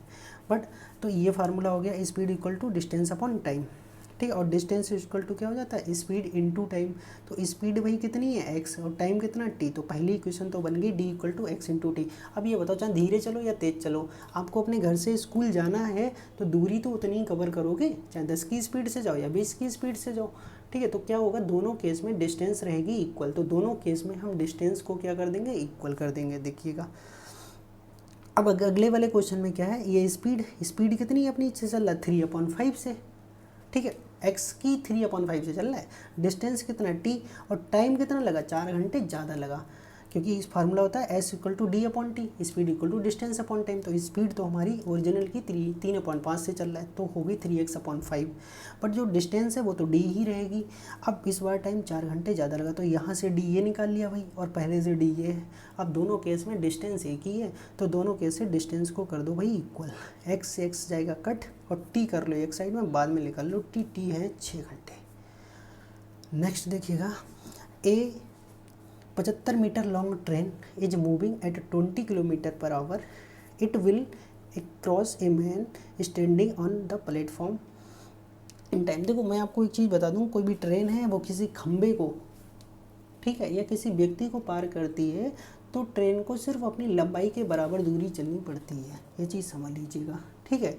अब अगर ट्रेन किसी प्लेटफॉर्म को क्रॉस कर रही है तो ट्रेन को प्लेटफॉर्म की लंबाई सहित ऐड करना पड़ेगा, क्योंकि व्यक्ति क्या होता है एक पॉइंट एक खंबे की तरह होता है तो उसकी कोई लंबाई नहीं हम करते हैं कि वो 2 मीटर का होगा, चौड़ाई होगी उसकी ज़्यादा होगी, बट प्लेटफॉर्म 100 मीटर लंबा 200 मीटर लंबा होता है तो ट्रेन को उसको ऐड करके करना पड़ता है, ठीक ठीक है। अगर ट्रेन प्लेटफॉर्म को क्रॉस कर रही है तो प्लेटफॉर्म की लंबाई प्लस ट्रेन की लंबाई इसके इक्वल डिस्टेंस कवर करना पड़ेगा। बट अगर ट्रेन किसी पर्टिकुलर खंभा, पर्टिकुलर बिंदु, ठीक है, या व्यक्ति को क्रॉस करती है तो सिर्फ ट्रेन को अपनी लंबाई, ठीक है, के बराबर दूरी कवर करनी पड़ती है। तो ट्रेन कितनी है, 75 मीटर की है, ठीक है, और कितने की स्पीड से चल रही है, 20 किलोमीटर प्रति घंटे की स्पीड से, तो उसको 75 मीटर ही कवर करना है और 20 किलोमीटर की स्पीड से चलना है, ठीक है, समझिएगा। अब भाई ये तो मीटर में है और पूछा भी ये सब सेकंड में है, तो जो स्पीड है ना 20 किलोमीटर पर घंटा, उसको हम क्या करेंगे, मीटर पर सेकंड में कन्वर्ट करेंगे। तो किलोमीटर पर घंटा को मीटर पर सेकंड में कन्वर्ट करने के लिए 5/18 से क्या करते हैं, गुणा करते हैं। तो 20 × 5/18, ठीक है, तो 20 पंजे 100/18 जैसे भी कर लो। तो स्पीड की जगह 5/18 × 20 लगा दिया, डिस्टेंस 75 थी, टाइम निकालना था, क्रॉस मल्टीप्लाई करके सिंपली आप सॉल्व कर सकते हो, कोई दिक्कत वाली बात इसमें नहीं होगी, क्योंकि ये कैलकुलेशन है। सिर्फ कितना लगा, 54/4 मतलब 13.5 सेकेंड। अगला क्वेश्चन फिर आसान आ गया। ये सब बेटा कॉम्पिटिटिव मैथ के क्वेश्चन चल रहे हैं लास्ट के। क्या लिखा, इफ़ a + b + c = 5 and ab + bc + ca = 10 then the value of a³ + b³ + c³ - 3abc is. अभी सिर्फ यही क्वेश्चन था, कभी बस थोड़ा सा पूछा अलग टाइप से था। अब भी आपने यही फॉर्मूला पढ़ा है भाई, ठीक है, यही तो पढ़ा था। अब आपको एक और फॉर्मूला पता होगा, a + b + c का होल स्क्वायर। क्या होता है, a² + b² + c² + 2ab + 2bc + 2ca। अब यहाँ देखिएगा, 3 टर्म में तो शुरुआत की लिखी है, बट +2ab + 2bc + 2ca है नहीं, तो हम क्या करेंगे, वही +2ab + 2bc + 2ca ऐड करेंगे और उतना ही माइनस करेंगे। ऑलरेडी एक तो माइनस है, दो और माइनस करोगे तो वो कितना हो जाएगा, 3 माइनस हो जाएगा, ठीक है। अब जो शुरुआत का बना यहाँ से यहाँ तक वो a + b + c का होल स्क्वायर है और ये माइनस का 3 है। अब हमें a + b + c भी पता है और ab + bc + ca भी पता है क्वेश्चन के अकॉर्डिंग। देखिएगा, a b c प्लस में 5 और plus a b b c ये कितना है, 10 है। लगा दो वैल्यू दोनों की जगह, तो ये कितना हो गया भाई, 5 और 5 का स्क्वायर 25 और ये 10 यहाँ 30 हो गया, अंदर से -5 गुणा करोगे -25। अगला क्वेश्चन देखिएगा, if log 4 base x plus log 16 base x, सब में x बेस दे रखा सिंपल, तो क्या करिएगा, सब प्लस में है, सबको मल्टीप्लाई में कर दो। या ऐसा भी कर सकते हो, एक काम और भी कर सकते हो कि सबका बेस, सबका नंबर अंदर सेम बना लो, सभी ऐड कर लेंगे। फिर क्या करेंगे, ये 4 log है, यहाँ 16, 4 का स्क्वायर 64, 4 की पावर 3, और पावर जो होती वो आगे आ जाती, तो ये 1 log, ये 2 बनेगा और ये 3 बनेगा, तो 3 2 5 और 1 6 बन जाएगा। देखो मैंने यही कर दिया, पावर को आगे कर लिया और ये कितना बन गया, 6 बन गया। ये 3 2 5 और 1 6, ठीक। अब 6 जो हुआ, अब इसको क्या करा भाई, 6 से 12 को कैंसिल कर देंगे, 2 हो जाएगा। अब यह क्या होता भाई, यहाँ पे जब हम लॉग हटाते तो जो भी लॉग का बेस होता वो इस, ठीक है, ये जो नंबर है वो उसकी बेस की पावर में आ जाता है, तो ये क्या हो गया, x²। और ये 4 को हम 2 का स्क्वायर लिख सकते थे, ठीक है, तो 2 बेस इक्वल है, पावर इक्वल है, तो बेस इक्वल कर सकते हो, ठीक है। अगला क्वेश्चन देखिएगा, क्या लिखा है, if the sides of a triangle of a right angle triangle is are, क्या लिखा है, AR² बट एक चीज़ यहाँ पे ध्यान रखने वाली बात है कि R हमारा 1 से छोटा है, R हमारा 1 से छोटा है, तो R की पावर जितनी ज़्यादा होगी उतनी वैल्यू कम होगी। तो सबसे बड़ी साइड कौन सी होगी, A, उससे छोटी कौन सी होगी, AR, और सबसे छोटी कौन सी होगी, AR²। अगर R 1 से बड़ा होता तो A छोटा होता, AR उससे बड़ा और AR² सबसे बड़ा, बट R 1 से छोटा है तो इसलिए A बड़ा, AR उससे छोटा, AR² सबसे छोटा। अब राइट एंगल ट्रेंगल है, राइट एंगल ट्रेंगल में 90 के सामने की साइड हाइपोटेन्यूस सबसे बड़ी होती है, वो कितनी हो जाएगी, A, बची हुई कोई सी किधर लिख दो, उससे कोई फ़र्क नहीं पड़ता, ठीक है। अब ये आ गया, A हमने कॉमन करके कर दिया, R में हमारी बाई क्वाड्रेटिक इक्वेशन बनी, तो R² से निकल जाएगा। अगर क्वाड्रेटिक होती तो x लिखते, बाई क्वाड्रेटिक है तो x² लिखोगे, श्रीधराचार्य फॉर्मूला लगा दिया, यहाँ से हमें R मिला, R की वैल्यू क्या आ गई, R², √5 - 1/2। और आपसे पूछा भी क्या है क्वेश्चन में, R² ही पूछा है, ठीक है। Next question 115। देखो इसमें क्या है कि कुछ वीडियो में मुझ पर डबल क्वेश्चन बन गए थे, पहले मैंने दूसरी बुक से किया था, फिर दूसरी बुक से किया, तो कई क्वेश्चन जो थे वो क्वेश्चन पेपर ढूंढने में 1-2 बार लिख गए, तो इसलिए इस क्वेश्चन में लगभग 130 या 131 क्वेश्चन होंगे, बट जो मैंने PDF सेंड किया उसमें 5-6 क्वेश्चन रिपीट हो गए, तो वही क्वेश्चन 125 + 6 या 5 होकर 131 हो गए। बट ऐसा मत समझिएगा पेपर में 131 क्वेश्चन आए हैं, पेपर में वो 125 ही आए, एक क्वेश्चन 2 बार लिख गया था, ठीक है। तो वो फर्स्ट शुरू से कराया, मैंने कई बार स्किप कर दिया था और बाकी आपको आगे करा ही रहा हूँ। चलेगा, A and B work together and complete a work in x days. मतलब ए और बी अगर एक साथ काम करता है तो वो एक्स दिन में काम ख़त्म कर लेते हैं। ए अकेले एक्स प्लस 2 दिन में ख़त्म करता है और बी अकेले एक्स प्लस 8 दिन में ख़त्म करता है। आप सिंपल समझ लो, जैसे 2 व्यक्ति काम कर रहे हैं तो वो 10 दिन में कर रहे हैं, ठीक है, ए और बी। ए अकेले कर रहा है तो 12 दिन और बी अकेले कर रहा है तो 14 दिन। यहाँ पे इसलिए जब दोनों मिलकर साथ करेंगे तो काम जल्दी होगा, जब एक एक करेगा तो काम देर में होगा। तो इन्होंने ये पूछा है, तो वो एक्स दिन क्या होंगे, एक्स की वैल्यू क्या होगी, मतलब एक एक्स में कर रहा है, एक एक्स प्लस 2 में कर रहा है, एक एक्स प्लस 8 में। तो बहुत ही आसान तरीके से बताएंगे। देखो सबसे पहले कैसे करना है, ए कितने दिन में अकेले कर रहा था, एक्स प्लस 2 में। बाई कितने दिन में कर रहा था, एक्स प्लस 8 में कर रहा था, ठीक है। अब इनका जो एलसीएम आएगा एक्स प्लस 2 और एक्स प्लस 8 का, वो टोटल वर्क आता है इतने यूनिट, तो दोनों का एलसीएम ले लिया, ये टोटल वर्क हो गया। अब ये बताओ, कोई व्यक्ति, टोटल काम 50 यूनिट है और एक व्यक्ति की क्षमता है एक दिन में 5 यूनिट काम करने की, और टोटल काम आपके पास कितना है भाई, 50 यूनिट, और एक दिन में कोई व्यक्ति कितना कर रहा है, 5 यूनिट। तो वो कितने दिन में काम ख़त्म करेगा, आपको पता है, टोटल काम को उसके एक दिन के काम से डिवाइड कर दो। तो 50 यूनिट को उस बंदे की कैपेसिटी एक दिन की 5 यूनिट है, तो 5 से कर दिया डिवाइड, इसका मतलब वो 10 दिन में काम ख़त्म कर देगा। तो वही यहाँ पे करना है, कुल काम ये है। और एक दिन की कैपेसिटी कितनी है, कितनी होगी, या अब इसमें थोड़ा अलग है क्वेश्चन, ऐसे है कि कुल काम 50 यूनिट है और बंदे ने 10 दिन काम करके वो काम ख़त्म किया है, तो एक दिन में कितने यूनिट किया होगा। तो आप क्या करो, जितने दिन में ख़त्म किया उससे डिवाइड कर दो, 50 यूनिट को 10 दिन में किया तो एक दिन में कितना करेगा, 5। तो हमारे पास ये वाला कॉन्सेप्ट है इस बार इतने काम को एक्स प्लस 2 दिन में ख़त्म कर रहे हैं, ठीक है। तो एक दिन में कितना कर रहा होगा, जब एक्स प्लस 2 से डिवाइड करेंगे तो एक्स प्लस 2 कट जाएगा, अर्थात इसकी कैपेसिटी एक्स प्लस 8 यूनिट है। अब ये एक्स प्लस 8 से दिन में कर रहा है, टोटल काम इतना, तो एक्स प्लस 8 से करेंगे तो ये कट जाएगा, अर्थात इसकी कैपेसिटी कितनी है, एक्स प्लस 2 यूनिट है। ऐसे निकालते हैं, ठीक है। अब ये एक्स में है इसलिए थोड़ा अलग लग रहा होगा, बट अगर नंबर में होता तो बहुत अच्छे से समझ आता। टोटल काम को जितने दिन में कोई व्यक्ति काम कर रहा है उससे डिवाइड कर दोगे तो ये पता चल जाएगा वो एक दिन में कितना काम कर रहा है। अब दोनों मिलके एक दिन में कितना काम करेंगे, दोनों को ऐड कर दो, अर्थात 2x प्लस 10 एक दिन में काम करेंगे इतना, ठीक है। अब समझ लीजिएगा एक चीज़, तो टोटल डेज कितने हो जाएंगे। अब जैसे क्या है, टोटल काम जनरली समझिएगा, टोटल काम 50 यूनिट है, ए 2 की स्पीड से कर रहा है एक दिन में 2 यूनिट, बी एक दिन में कर रहा है 3 यूनिट, ठीक है। तो दोनों मिलके एक दिन में कितने कर रहे हैं, 5 यूनिट। तो 50 काम को दोनों मिलके कितने दिन में कर देंगे, दोनों की कैपेसिटी एक की 2 एक की 3, तो एक दिन में हो गई 5, तो 50/5 मतलब 10 दिन में करेंगे, तो वही काम हमने यहाँ कर लिया। तो दोनों की एक दिन की कैपेसिटी कितनी, ये, और टोटल काम कितना है, टोटल काम कितना, x plus 2 into x plus 8, तो इसकी कैपेसिटी से हमने डिवाइड कर दिया, दोनों की एक दिन की कैपेसिटी से डिवाइड किया कुल काम को, तो ये दिन। और क्वेश्चन में भी दे रखा था कि दोनों मिलके अगर काम करते तो एक दिन में ख़त्म कर लेते हैं, तो ये दोनों क्या है, दिन ही दिन है, तो दोनों को हमने क्या कर दिया, इक्वल कर दिया, और यहाँ से एक्स की वैल्यू निकाल सकते हो।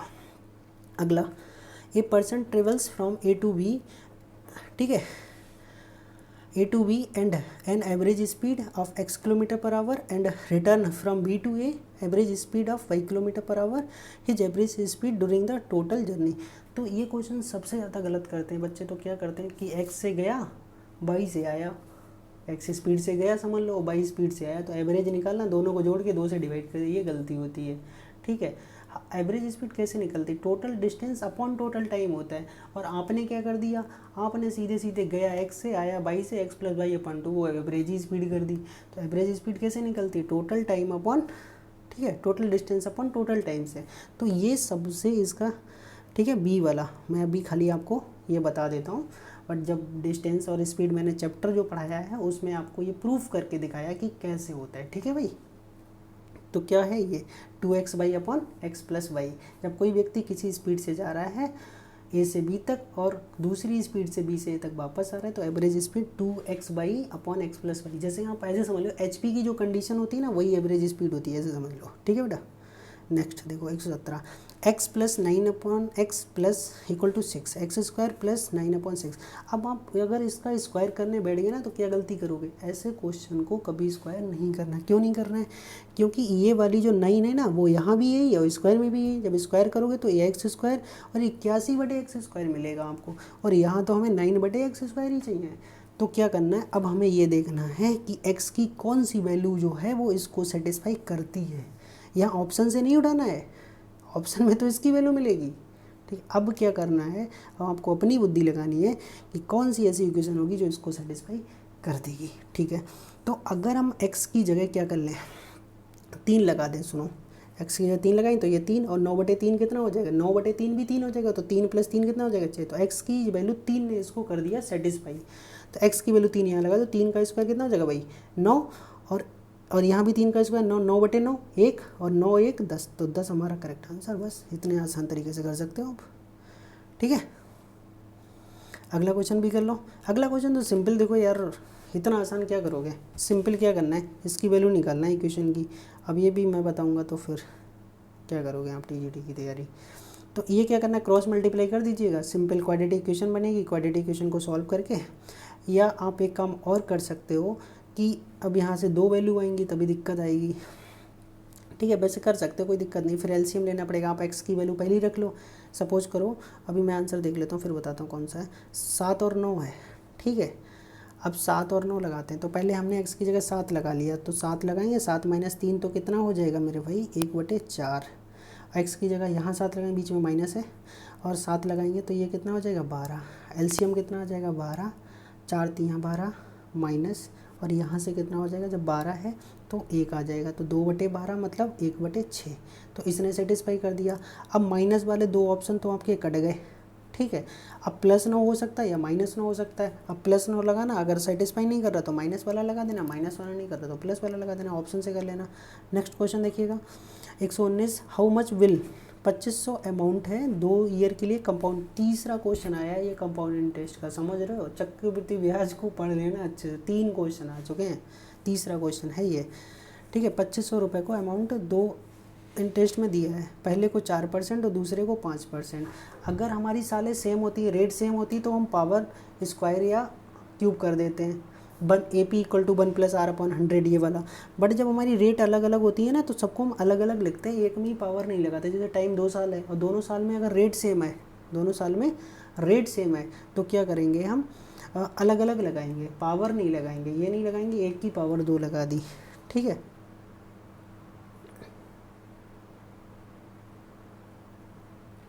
तो इस वाले फार्मूले में हमें क्या करना है कि दोनों का रेट अलग अलग कर देना। फार्मूला वही रहेगा, A = P 1 + R/100, बट पहले में R1 और दूसरे में रेट अलग है, तो वहाँ पे R2 कर देंगे। एक में 4 है और एक में कितना है 5 है, और P कितना दे रखा था 25,000 दे रखा था। तो R1 की वैल्यू पता, R2 की वैल्यू पता, P की वैल्यू पता, सब कुछ तो पता है। तो क्या मिल जाएगा, A मिल जाएगा, और यही हमसे पूछा था, मल्टीप्लाई कर दो सिंपल। ठीक है, 27,300।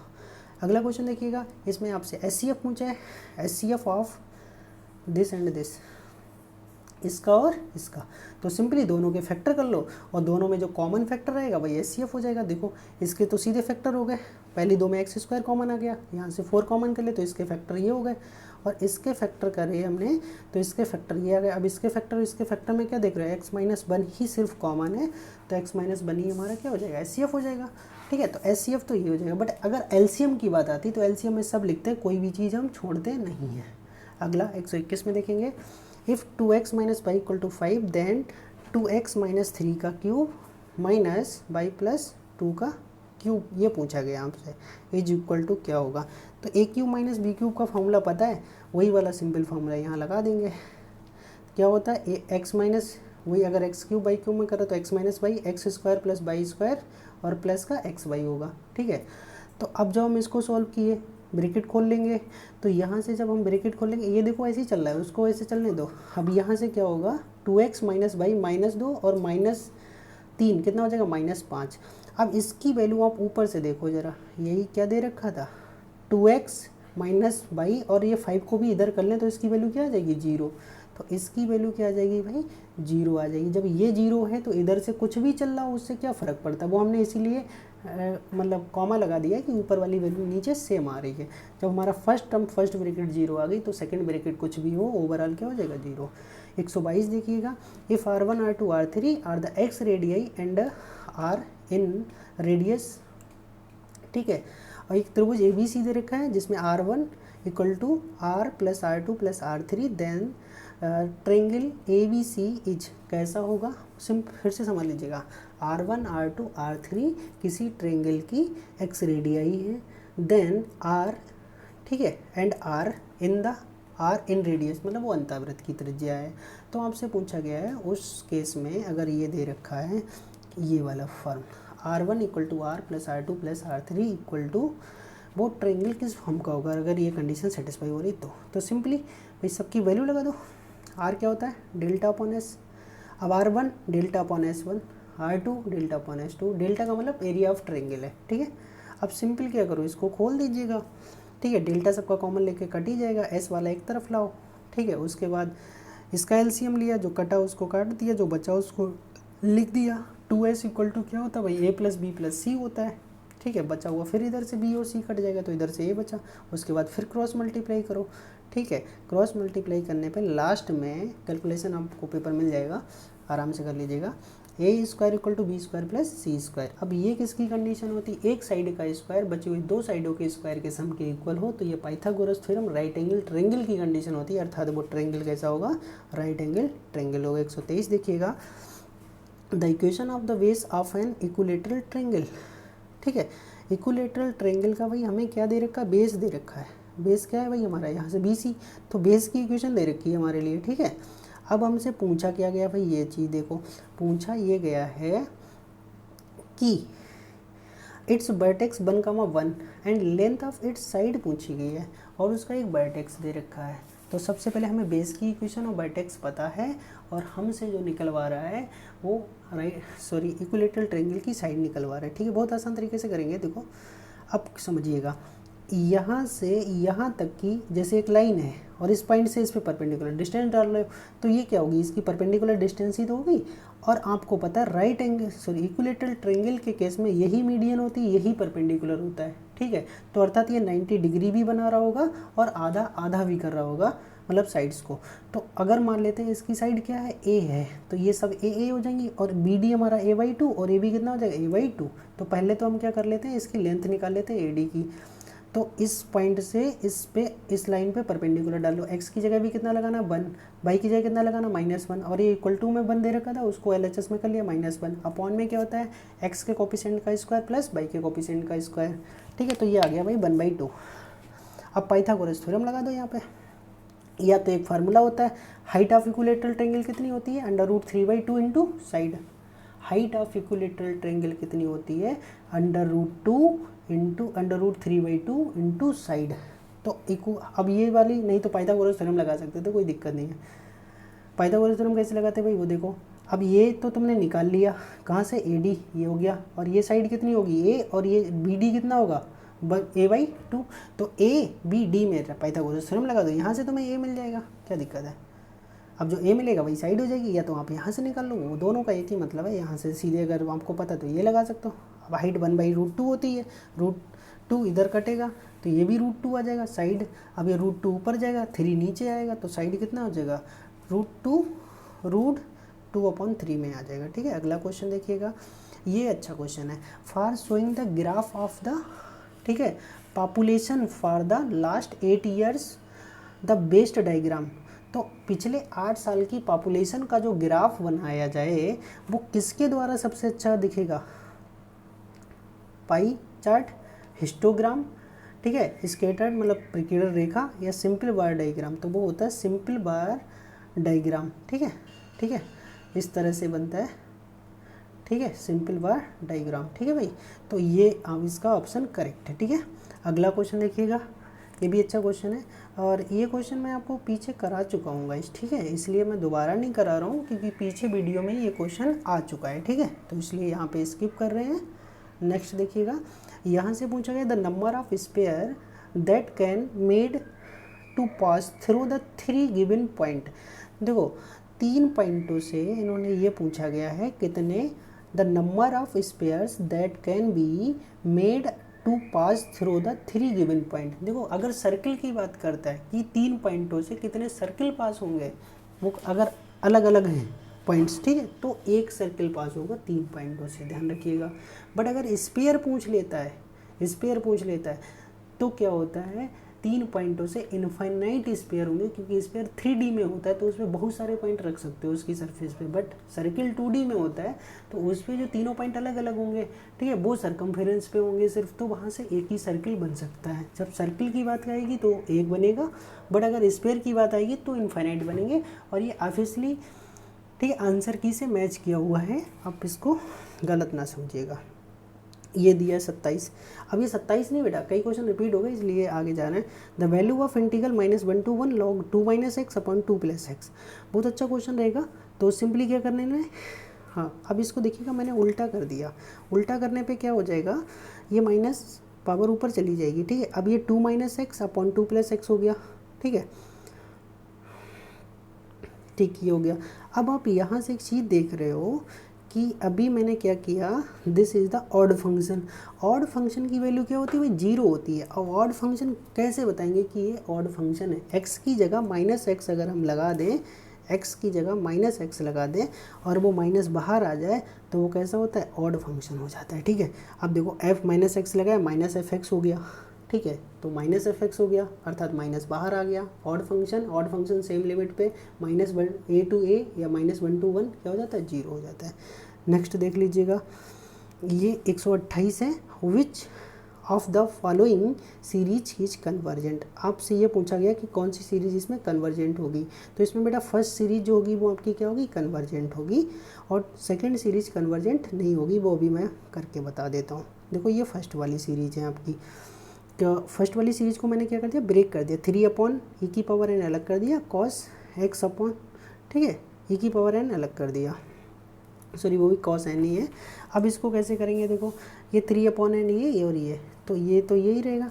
अब n टेंस टू इन्फाइनाइट पे क्या हो जाएगा, e⁴ इन्फाइनाइट हो जाएगा, और e⁴ इन्फाइनाइट होगा, इन्फाइनाइट और 3 को इन्फाइनाइट से डिवाइड करेंगे तो फर्स्ट टर्म हो जाएगा 0, इधर आ गया ये, ठीक है। अब इसमें देखिएगा, अब हम इसका क्या कर लें, थोड़ी देर के लिए मॉड ले लिया, ठीक है। मॉड पे क्या होती है, < 1 होता है हमारा, ठीक है।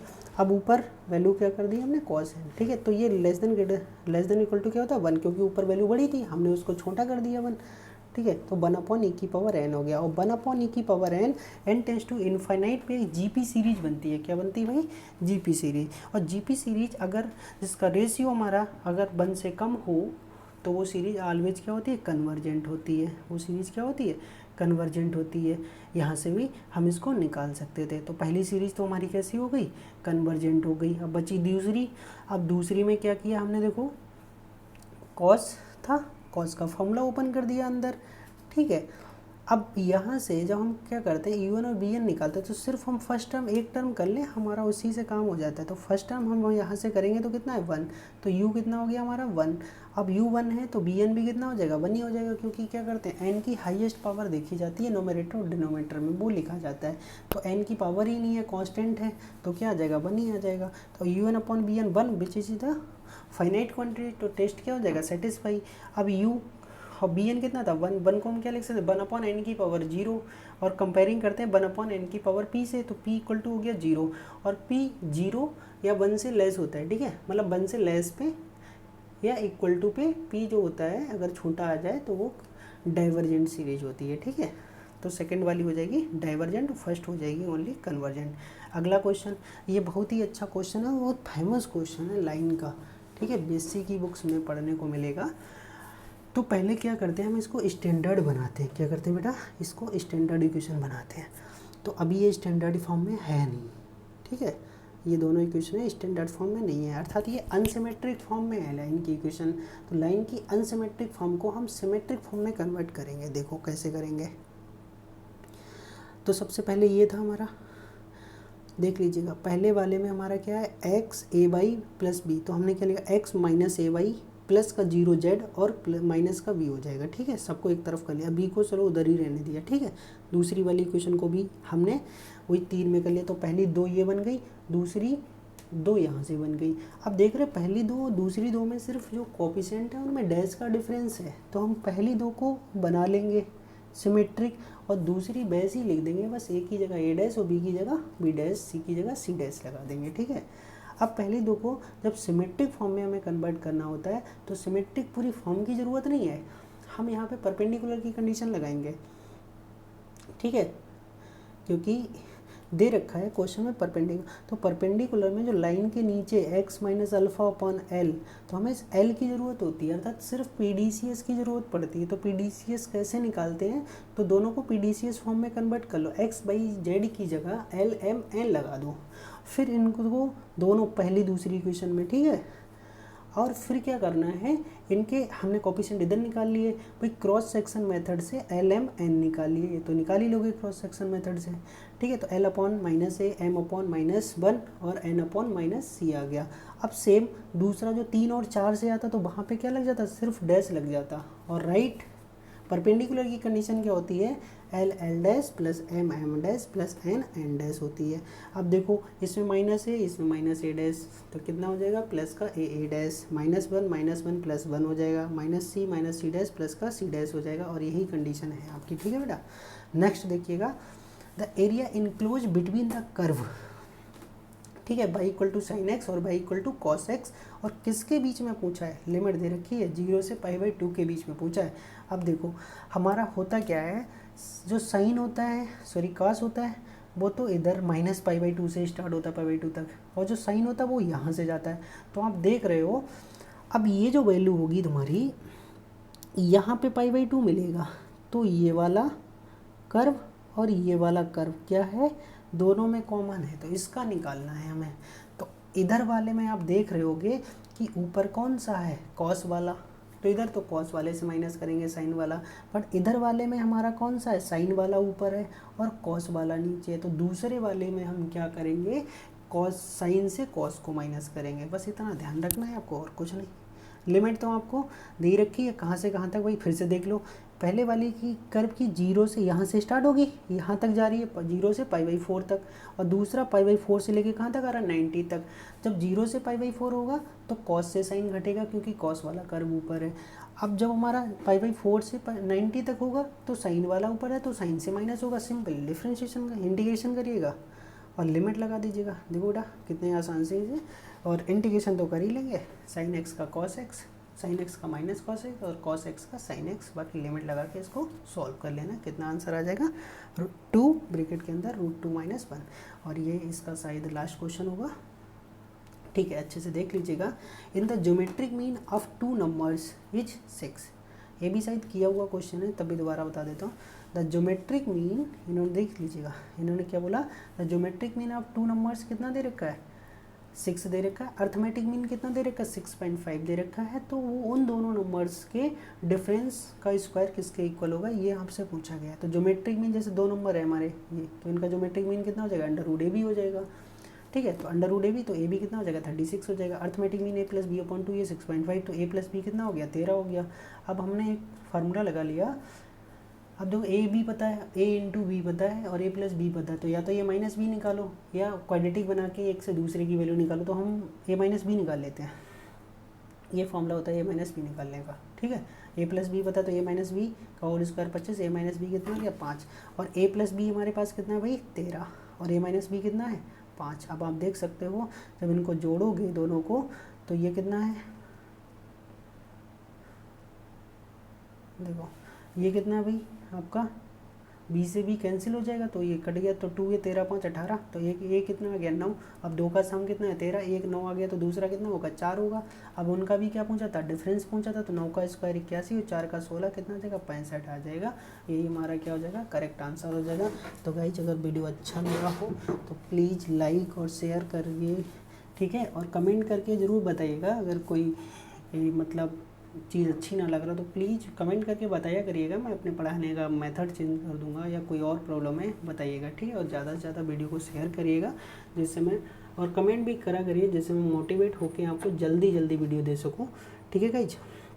तो thank you for watching this video.